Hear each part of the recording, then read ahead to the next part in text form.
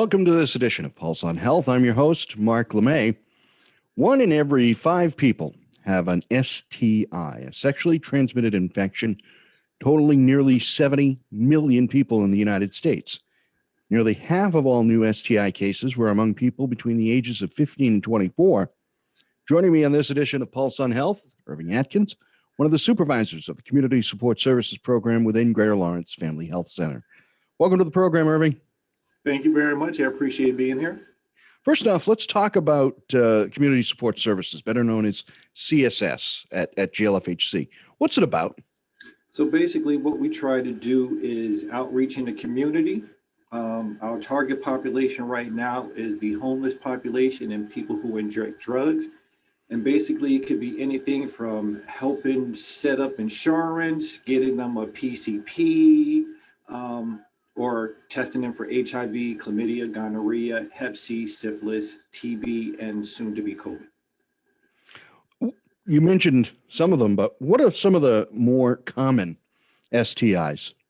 The highest rates, well, it's weird out here in Lawrence is a different circumstances, but generally chlamydia is the most commonly easily spread STI there is. But out here in Lawrence, we see a spike in syphilis and HIV as well. And this is a result of what? Men having sex with men and having multiple partners and people who inject drugs. For our HIV population, that is the fastest way to spread HIV. And I'm gonna put this as delicately as possible. You go into the places nobody wants to go. Absolutely. I mean, we're in their area where they have their tent set up, where they have their little makeshift communities located either on the rail trail or behind the bridges, wherever there's a little notch that somebody can occupy as their own. Those are the places that we go because we know they're not going to sit in the lobby of 34 Hayward Street or 700 Extra Street. So in order for us to really make that linkage to care, we kind of need to go where they're at. Of the patients you see, how many actually go into 100 Water Street, which is where you're located, versus how many you see in their location? I mean, and even then it's still a drop in the bucket. You know, when they come to Water Street, they may send what we call a runner. That person will come and grab for everybody at that particular site. Now, if they need something, oh, I need insurance, or I need to try to get an ID, then we can get them to Water Street because we can't do a lot of that stuff in their area. One of the things that the health center has implemented over the past couple of years is the mobile health unit. Mm-hmm. How has that helped the CSS outreach? Again, we try to make it a low threshold. The mobile health unit literally can go outside the rail trail and all they have to do is come down from their tent to a little area and be seen by a doctor. The mobile unit was very good with the Suboxone, trying to help some of our clients break their addiction to opiates and maybe transition either to Suboxone, methadone, Vivitrol. But it's a long fight because the initial main issue besides their addiction is the homelessness. And so how do you get people to really start caring about their health when they don't know where they're sleeping at night? And real quick, how has COVID affected the homeless community? I mean, right now they're all in a hotel. And so the cities, surrounding cities have really made a concerted effort to try to at least keep them isolated because we know infection spread in that community is going to spread far and wide because they're not localized. You know, you see our homeless population walking on the streets, 9 times out of 10, they're not wearing a mask and they only get to go to a few places to really loiter for a little while and then they're back out in the streets. So for us to have them centralized is fantastic. Plus, it gives us an opportunity to offer them a whole bunch of services. We're out there, we've been vaccinating the homeless people. We have the mobile health unit going out there. They're doing a Suboxone clinic, and they're also able to see the doctor. We're talking with Irving Atkins, one of the supervisors of Community Support Services, also known as CSS within Greater Lawrence. I mentioned in the intro that nearly half of all the new cases are between 15 and 24 years old. Mhm. How does CSS do outreach to that community? That's a little tricky. Uh, we do go to the school. We have somebody test at the Vogue. We also do a well, before COVID, we used to do a lot of drop-offs at the barbershops and the hair salons. We don't really deal with minors per se. We don't target outreach to them. But Mhm. if they're in a school setting or if they come to 100 Water Street and say they need to test, we will absolutely test them. And all of that is confidential. Why barbershops? Everybody goes to get their haircut. You Fair know, enough. everybody, it's one of those places where they don't feel like they're being lectured. We go in, we drop off bags of condoms, we leave cards, and you'd be surprised at how many people, oh, you grab condoms. Hey, if you ever need to go get tested, come to 100 Water Street. And if I can get one guy or one girl to bring a friend with them, that's how we kind of get the ball rolling on that. How does someone know if they have an STI? That's a great question. The only real way to know you have an STI is to get tested. A lot of people are infected, but let's say chlamydia, for example, and they might show mild symptoms that people will chalk up to, either being dehydrated or having a urinary tract infection. And if those symptoms subside, then they go on about their business like there's no issue. But there is an issue. And until you take the antibiotics to clear it out your system, you could be infected other people. So the only real 100% way to know that you are not infected is to get tested. Symptoms do not indicate health per se. What does an STI test consist of? Is it a blood test? Is it a urine test? I mean, here we offer a good array. We do blood tests for HIV, Hep C, and syphilis. We do a urine test for chlamydia, gonorrhea. We also do rectal swabs for men who are having sex with men, and we do vaginal swabs for women. And also the throat culture for chlamydia, gonorrhea. So we try to offer as a wide a range of tests, and it's all in one central low spot. So if somebody was to come in off the streets and we testing for everything, I'm gonna take 2 tubes of blood and I may get 2 tubes, one of urine, one of saliva, and any other vaginal or rectal fluid, and then we're done. I think it's important to note that STIs aren't limited to certain communities, such as the gay community, correct? Correct. The only thing that puts you at high risk for STIs nowadays is one, if you have a whole bunch of multiple partners that you're having unprotected sex with, and two, people who inject drugs. That's who we're seeing really is affected by the spread of HIV right now. Are there cures for STIs? Absolutely. Chlamydia, gonorrhea, syphilis, you take some medicine, it's out your system. The one caveat with syphilis is once you are treated for syphilis, you will always come back reactive for a syphilis diagnosis. The only thing that changes is we have another test that we perform after that to see how much actual syphilis is in your body. And we can tell if it's a recent infection or if it's a past infection that has been cleared. HIV has successful meds. They're not calling it a cure just yet, but we've seen that we can get somebody's viral load undetectable if they take their meds for 6 weeks the way they're supposed to, which means you have so very little HIV in your system, it's hard for you to pass it on to somebody else. So technically it is a cure. They're just not saying that yet because they don't have enough long-term data to say, okay, what happens after 5 years if you stop taking meds? What happens after 10 years? Because the medicines are so new.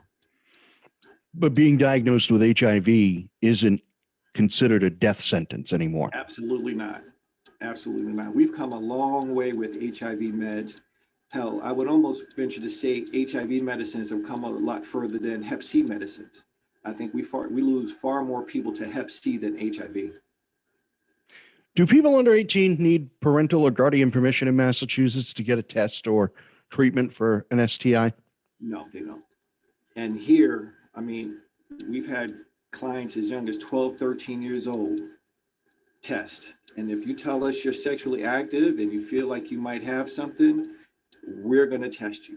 Now, the caveat would be trying to get you treated. Good thing is we're a part of the health center. So if they're a patient at a health center and they don't have any issues about being treated at the health center, we'll just make an appointment, have them treated. If they do, generally we would send them to a place like health quarters, and health quarters might charge them $35 for the visit and the meds. We're talking with Irving Atkins, one of the supervisors of the Community Support Services program. We're going to take a quick time out on Pulse on Health. We'll be back in just a minute.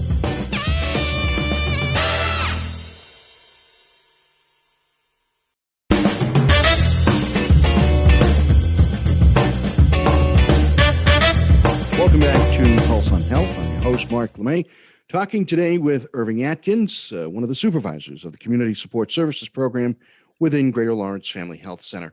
Irving, is a visit for an STI confidential? Can it be done at any clinic? I think you alluded to that before the break that, there's some, patient issue. There might be patient issues. But if you can expand on that for a second. All of the tests that we do here at 100 Water Street are confidential. If they're patients at the health center or not. We generally, when we test somebody, that test does not go into the EMR. If they're a patient at a health center, it all stays localized here. So this is what helps us keep the confidentiality. And again, unless they sign a release and say, yeah, I want my doctor to know about this because I need to be treated, that's one thing. Other than that, we keep it all in-house. Another one of the communities you reach out to are those addicted to substances. What are some of the programs and services available to them? Unfortunately, there's not a lot. I mean, Massachusetts is in the middle of an epidemic when it comes to opiate overdoses. And the amount of resources really out there are so limited. People think, okay, you send it to a detox, you send it to a residential program. But if you think about the amount of clients we have, the amount of detox beds that are out there are really just a drop in the hat. So out here in Lawrence, beside organizations like this, they have Spectrum, they have New Beginnings, and these are just places where our clients can go if they're looking to get into a detox. They need a support group, AA, NA. This is the places that they can find that. But ultimately, nobody comes to Lawrence for help. They come to Lawrence because we have the cheapest drugs in the state. This might sound like a cold question, but did COVID knock the opioid crisis off the map? No, in no shape, way, or form. No. Matter of fact, we just had the state come out and do a test on some of our batches. Because we're trying to see if there's a change in the drug supply. And right now, Lawrence has the most potent fentanyl in the state, post-COVID. So, again, they come out here, they're getting more bang for their buck. A $5 bag out here is $20 in New Hampshire. So it's cheaper to live out here close to the drug supply. Plus you have all of these organizations between churches and all of these other recovery places who are going to help feed you. They're giving you clothes, they're giving you sleeping bags to sleep out in, and we give you the Narcan and we're giving you your other injection supplies. One of your fellow counterparts, who's no longer with CSS, said to me one day, "Don't give a homeless person money, right? Because they're probably not going to use it to get themselves a meal, because there are so many programs out there that provide you with a meal, that provide you with clothing, that provide you with services, that they're just going to turn it around and use it for drugs." Absolutely. I tell people that all the time. And it sounds heartless. It really does. I also pose people another. So if you see somebody and they say they're hungry, go to McDonald's or something, get them a bag of food and give them that food and see what happens. And I've heard story after story where the food was either thrown back to them or they were cursed out because, again, he needs or she needs money to support the habit. And again, nobody out here is free. I mean, they're eating 3 times a day between the churches and the shelters. Nobody out here is starving. There's one thing that Lawrence is very generous about. The community gives. I mean, and you'll be surprised at the amount of churches that go out there. And sometimes they're doubling up and tripling up, Mark.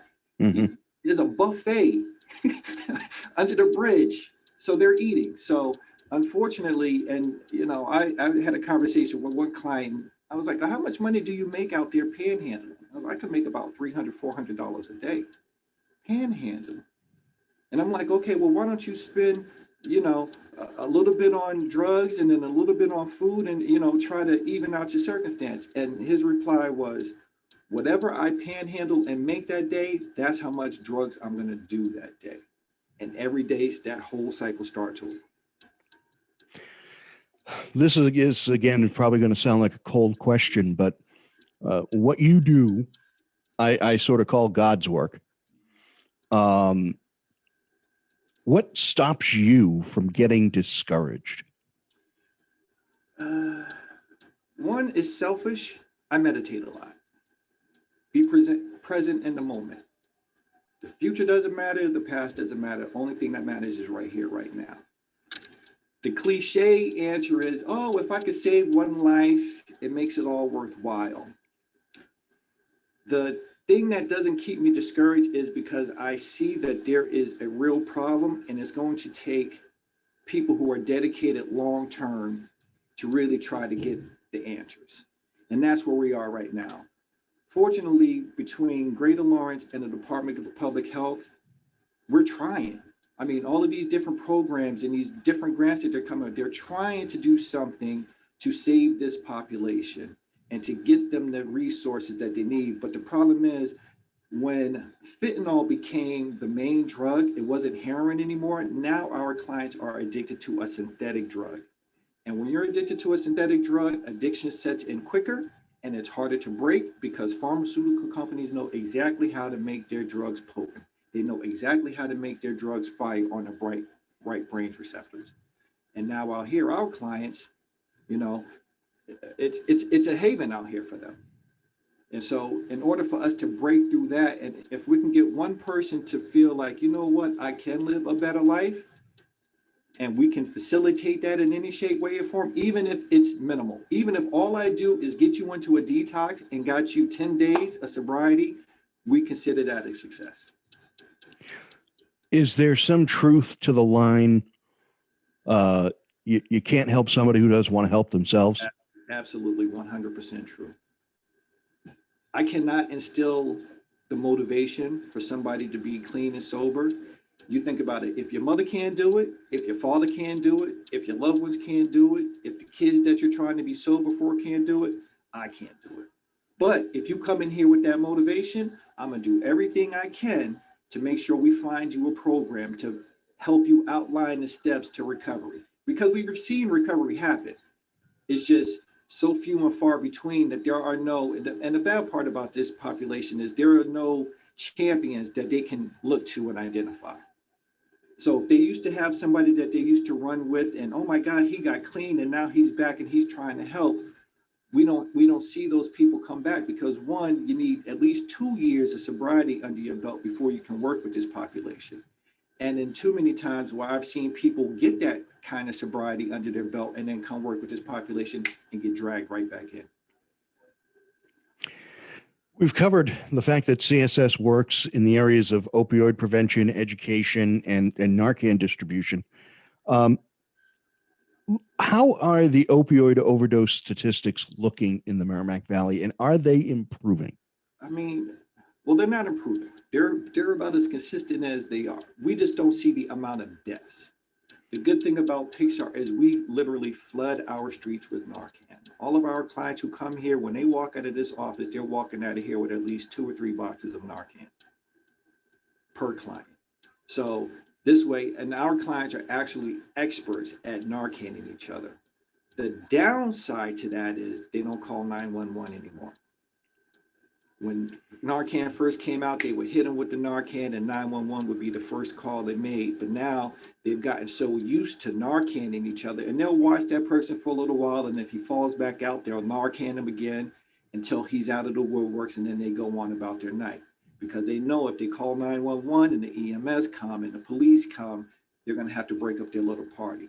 So it's a good thing and it's a bad thing. We're fantastic that they have the information and the knowledge to do this, but we still wish they would make those calls because the unfortunate part is some of this fentanyl is so potent that they're going to overdose after the fentanyl wears off. The Narcan is only going to last for 15 minutes. And then after that 15 minutes is over, the drugs kick back in And if you try to put another dose on top of it, he's going to go out again. So you might up winding Narcan to somebody 5, 6, 7 times throughout the night. And we don't want that. We'd rather they go to the emergency room. This might sound like a stupid question, but with any medication, the body grows an immunity to it. Mm-hmm. Does that happen with Narcan? Because Narcan at its best is only an opiate blocker. So let's say the person doesn't have any opiates in their system. Maybe they're crack or crystal meth. Okay, well, if you hit them with Narcan, it's not going to mess them up anyway. They're not going to get high from it. It's not going to mess up their high because it's not opiates. Only thing that Narcan does is it knocks the opiates off the brain's receptors, because all an opiate overdose is, you have so much opiates in your system, it tells your body to stop breathing. That's all it is. When we talk about education, that also involves training for people to administer Narcan. You talked about some of the users that will Narcan their friend. Yes. For someone like me who isn't a drug user, Mm-hmm. can I be trained in administering Narcan? Absolutely. It's the easiest thing in the world. And we do it all the time. With the grant that we have through Department of Public Health, so we get hundreds of doses of Narcan. And generally, we have 2 groups. I have a group for users and I have a group for non-users, what we call bystanders, people who just want to, hey, I've seen this and I want to be prepared the next time this happens. And the good thing about Narcan is just a simple device. You put up the nose and you spray just like if it was a decongestant. And then the medicine is going to soak in through the nasal membrane and it's going to do what it's designed to do. And really all that's going to do is wipe the opiates off the brain receptors so that person can breathe. Is a prescription needed for Narcan, to have Narcan? No. Anybody can walk into any pharmacy and tell the pharmacist, hey, I want some Narcan, and you should get it. We got about 2 minutes left. We talked a little bit about the homeless population a bit earlier, which is a unique audience all their own, aside from the substance abuse. Let's talk for a minute about the mobile health unit, because there's I can share a few stories, and I'm sure you can share 100 of them, of being, quote, under the bridge, Mm-hmm. with the mobile health unit. But you see the response that comes from that. It becomes a fixture in their community because now they know, and again, it's so cliche, at least somebody is trying to help them, you know, and you get to actually walk to the mobile health unit and have your stats taken and actually sit down and have a conversation with a doctor. Now, it might just to be cleaning the abscess. You might need a refill on your Suboxone, but at least you didn't have to go anywhere to make that happen. We came to you. So the mobile health unit is great because it's a low threshold. Again, they're trying to make this a mantra where we meet the clients where they're at, because realistically, we know that's the best time to engage with them. You make an appointment for a homeless person, good luck with that person showing up. But if you just show up and they're in the right frame of mind and they need something, then you might actually be able to get something done. And there's also a trust factor. Yes. With having the same providers in the mobile health unit, having the same outreach workers like, you know, yourself and your partners in CSS. That way there's some semblance of a comfort level, right? And there's some continuity, and you don't have to tell your story to 4 and 5 different people over and over and over again. And, you know, and the good thing is the records that they keep on the mobile health unit for the homeless population is the running timeline. So if Dr. Dono deals with one person one day and Joyce Landers deals with somebody the next day, at least they can follow up with each other and keep the continuation of care going. So now it's not one doctor telling me one thing and another doctor be telling something else. Everybody's getting the same information. Irving, if somebody wants to get in touch with CSS, how do they do that? Come to 100 Water Street. We're here Monday through Friday, 8 to 4:30. We generally test up until about 3:30, and that's only because we have a courier that comes and has to take that specimen and get it overnighted to the state lab. Or they can give us a call at 978-687-7663, and we have somebody in our stationery who answers the phone all day. Irving Atkins, thanks for joining me on this edition of Pulse on Health. Thank you very much, man. I appreciate it. Just a reminder, you can hear all of our podcasts via our website at glfhc.org. Just click on the link about halfway down the main page. Until next week, I'm Mark LeMay. Have a healthy week, everyone.